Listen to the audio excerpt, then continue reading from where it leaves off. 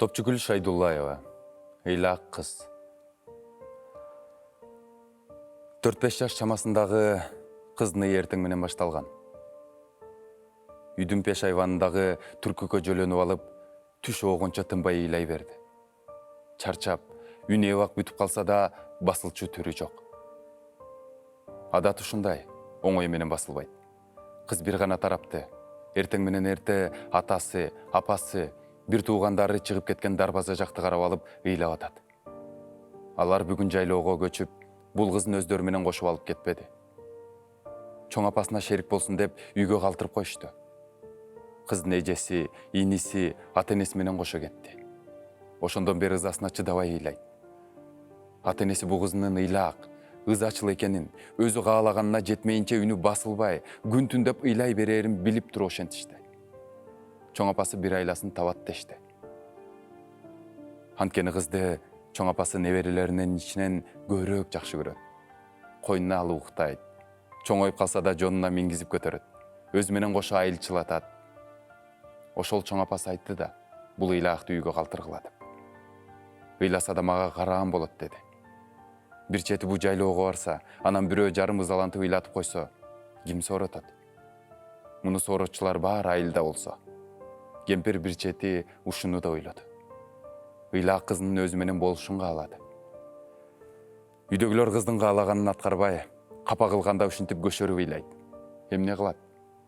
Бул кичине кыздын ыйдан башка чоңдорго таасир этер мүмкүнчүлүгү жок эле да. Чоң апасы келип небересин соороткон жок. Ал оңой менен сооронбойт деле. Ошон үчүн ал унчукпай коргондо дөмпөңдөп шамалга күйүлгөн өрүк, алмаларды терип, күн ысып кеткенче аларды там башына жайып, шаты менен чыгып түшүп жүрө берди.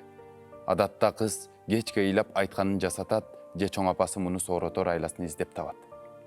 Кемпир жумуш жасап атканы менен эси дартынын баары небересин кантип жошутууда эле.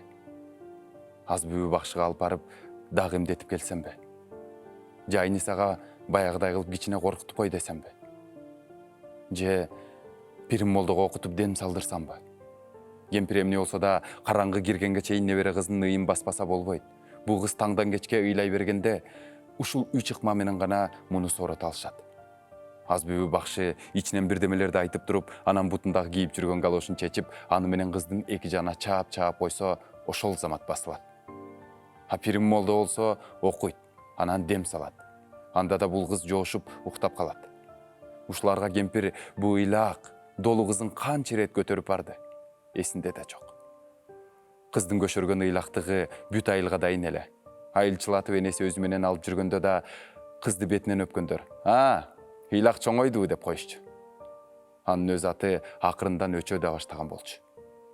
Кемпирге эң оңою кызды бул жанаша турган Айниса кошунасына алып барып, ал келин абдан шайыр, күлдүрүп сүйлөгөн тамашакөй неме. Өткөндө бир-эки жолу муну сооротуп берген. Кантип дебейсизби?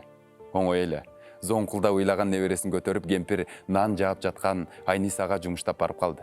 Келин тандырдан токо чүзүп берсе да басылбады. Чөнтөгүнөн курт алып берсе да карап да койгон жок.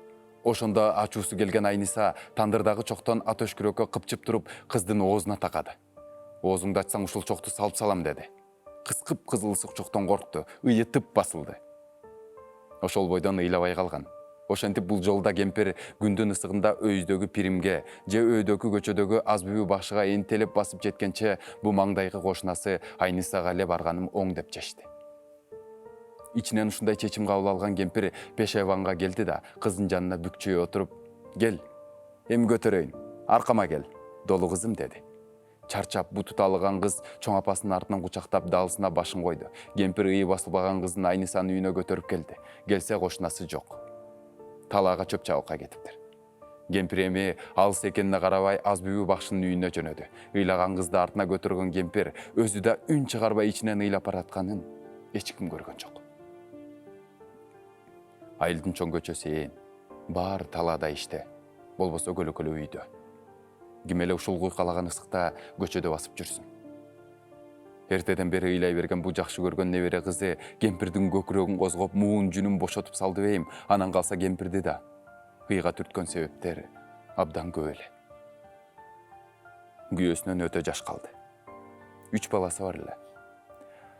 Тунуулу 18 жашында согушка кетип, кайтпай калды. Дайынсыз жоголду деген кат беришкен. Үйлөнгөнгө да үлгүргөн эмес. Кызы чоңоюп көзгө көрүнүп калганда кыз амыктан чарчаган. Эми жалгыз уулу медер тутуп жашап келет. Ата көрбөй, энеси баккан уулу өтө эле жумшак, жоош. Энесин коргоп, аялына сүрсөөлөт көрсөтө албайт. Анын сырын билип алган келини кемпирдин көңүлүн көп оорутат. Чыдабаска арга жок. Кайда барат? Таянар бир тууганы, мунун сөзүн сөздөп колдой турган, муңун уга турган жакын кишиси жок. Азыр үйдө келининин оту менен кирип, гүлү менен чыгып, жан сактап жүрөт. Ал күчтөн тайса, акыбалым эмне болот? Муну ойлосо коркуп кетет. Баятан үн чыгарбай ичинен ыйлап келаткан кемпир көкүрөгүн кыскан ыйды токтото албай бир маалда "Басыл чеми!" деп небересине бир кыйкырды да, ага кошулуп өзү озоңдоп үн чыгарып ыйлап жиберди. Кемпирдин далысына башын коюп ыйлап келаткан кыз чочуп кетти. Ыйы тып басылды. Башын көтөрө калды. Эңкейип чоң апасынын бетин карады. Анын ыйлаганын биринчи жолу көрүшү. Көзүнөн жаш мончоктоп агып жатат. Коркуп кеткен кыз эмне кылаарын билбей чоң апасынын жонунда тыбырчылап тынчы кетти. Чоң апасы болсо андан бетер күчөп ыйлай берди. Бир маалда колдору алсыраган кемпир токтоп, кызды ийинен жерге түшүрүп, жол четине отура кетти. Чөнтөгүнөн дасоромолун чыгарып, эки көзүнөн токтобой агып жаткан жашын сүрттү. Өпкөлөп барып, үнү басаңдады. Анан катуу үшкүрдү дейсиз. Көөдөнүнөн аба менен кошо жан кейиткен ышкырык чыкты. Кемпирге ыктай катар отурган кыз өзүн күнөөлүү сезип, чоң апасынын кыйшайган жоолугун оңдоп, анын бырыш баскан капкара бетинен көз албай, эси кетип карап турду. Кемпир басылса да, анын көздөрүнөн куюлган жаш баары бир токтобой ага берди. Кыз эми көйнөгүнүн этеги менен чоң апасынын көз жашын сүртүп кирди. Кемпирдин мойнунан кучактады, бетинен өпкүлөдү. Чоң апасы эч нерсе сезбегендей унчукпайт. Кичине кыз эмне кылаарын билбей таза бозоруп калды. Бир маалда кемпир эсине келгендей шарт ордунан тура калып, этек жеңин күүп, кызын жетелеп үйгө жөнөдү. Ошол күнү кемпир кечке дейре, эртеси таң атканча кызына жарытып сүйлөгөн жок. Адатынча тизесине отургузуп эркелетпеди, ойлуу жүрдү. Үйгө кирип, сандыгын ачып, чүпүрөк чапырактарын, жибей сактап жүргөн жаңы кийим кечелерин бир сыйра иреттеп кайра салды. Согуштан кайтпаган уулунан калган жалгыз топуну көпкө жыттап туруп, анан чүпүрөк ороп кайра ордуна койду. Чоң апасынын баскан турганы кызга абдан башкача сезилди. Өтө бүкүрөйүп алды. Кыйшайып желкесине түшкөн жоолугу менен иши да жок жүрө берди. Артынан көлөкөдө ээрчиген кызын такыр байкамаксан болуп койду. Кечки тамакты да жарытып ичкен жок. Кабак ачылбады. Качан гана уктаган экөө төшөгө жатканда, кемпир кызын адаттан тыш бекем кучактап, анан ыйлай берип чаң, тер, көз жаш аралашып, шалтактап катып калган жуулбаган бешенесинен сүйдү. Шуулдата көпкө чыттады. Анан уктап калганча небересинин чачынан бир топко сылап жатты.